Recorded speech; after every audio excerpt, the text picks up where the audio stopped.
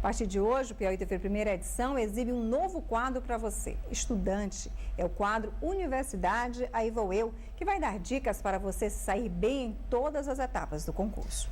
E nós não vamos nos limitar a dar dicas técnicas, também vamos destacar temas ligados a comportamento, tudo ligado ao universo do vestibulando. Quem explica melhor como vai ser isso é o professor Wilson Carvalho. Obrigada, professor, pela sua presença aqui com a gente. E para começar, professor, vamos falar de pontuação? Porque quando a gente está na escola, a nota varia de 1 a 10. Quando chega no vestibular, complica tudo, né? É importante entender sobre tudo isso. A pontuação é, sem dúvida, muito importante. Então, como vocês disseram, 0 a 10. 0 significa não fazer nenhuma questão, 10 significa fazer todas. E se essa pontuação estiver igualmente distribuída pelo número de questões, tirar 5 quer dizer acertar metade da prova. O interessante desse tipo de avaliação é que a forma como o aluno, né, ele se sai na prova, ela não tem nenhuma ligação com a forma como os demais colegas dele se saem. Então essa nota que nós chamamos de nota bruta, ela não tem caráter comparativo, não no sentido de aluno com outro. A comparação que ocorre é entre o aluno e a meta da prova, que é o 10, e entre o aluno e a meta mínima da escola, que é a média da escola. É uma avaliação individual. Individual. Isso é a nota bruta. É a nota bruta. É tanto que numa sala, por exemplo, de 45 alunos, embora seja estranho, mas eu posso ter 45 alunos aprovados. Já no concurso vestibular, pelo número das vagas ser limitado, é preciso que o processo classificatório seja mais refinado. Então é feita a medida de desempenho, e como medir significa comparar, nós precisamos de uma unidade de medida. Daí a importância de se falar do desvio padrão. É o que a gente vai ver a seguir. Vamos ver? Para exemplificar, nós temos aqui esses alunos, né? Joaquim, Gleice, Smart, Johnson, Auricélio, Egito, Roger, Wilson, cada um obtendo uma nota diferente numa disciplina X, e a média dessas notas, no caso aqui, é 4,73.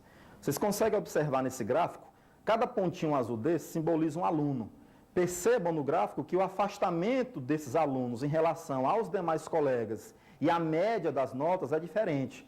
O desvio padrão, ele vem justamente, como o nome diz, para padronizar esse afastamento, servindo, portanto, como unidade de medida de afastamento entre um candidato e os demais. Bom, professor, nós vimos como funciona o desvio padrão, mas um outro fator ligado à pontuação é o score padrão. Como funciona? Bom, como eu disse, medir significa comparar. O desvio padrão entra com uma unidade e o score padrão significa quantas vezes essa unidade se repete. Por exemplo, eu meço a distância entre eu e Marcelo. Eu escolho como unidade sua caneta. Eu digo, entre eu e Marcelo existem 10 canetas de distância. Eu estou simbolizando que a caneta aí se trata da unidade. Então, no caso, o score padrão não é nada mais do que quantas vezes, para um certo candidato, há a repetição dessa unidade chamada desvio padrão. Professor, e como é que é todo o processo classificatório? Bom, nós podemos resumir aí o pessoal que faz o exame geral, né?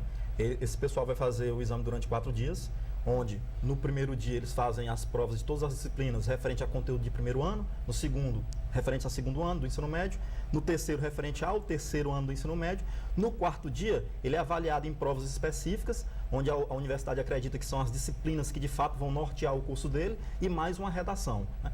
Feito isso, são lidos os cartões resposta, é calculado automaticamente via computador o score padronizado mediante o desvio padrão e daí para frente a gente vê a seguir. Então, o score padrão, ele é calculado da seguinte forma. Esse fator, ele significa o seguinte: quantas unidades de desvio padrão o candidato obteve numa certa disciplina. Por que é que eu multiplico por 100? Para evitar muitas casas decimais. E por que é que eu somo com 500? Porque corre o risco dessa subtração ser negativa, porque o aluno pode ficar acima da média ou abaixo. Então, eu chamo ela de constante positivadora. Como se calcula a medida de desempenho do aluno em matemática? Eu tenho o score padronizado dele na prova de matemática do primeiro dia, do segundo dia e do terceiro dia, divido por 3. Essa vai ser a medida de desempenho 1. Aliado a isso, eu tenho a medida do desempenho 2. O que vem a ser ela? É o valor do score padrão em cada disciplina que consta na prova específica, sem a redação. Até aqui, gente, a redação ainda não é corrigida. Só são corrigidas as redações dos alunos que ficarem pré-classificados. Tá bacana?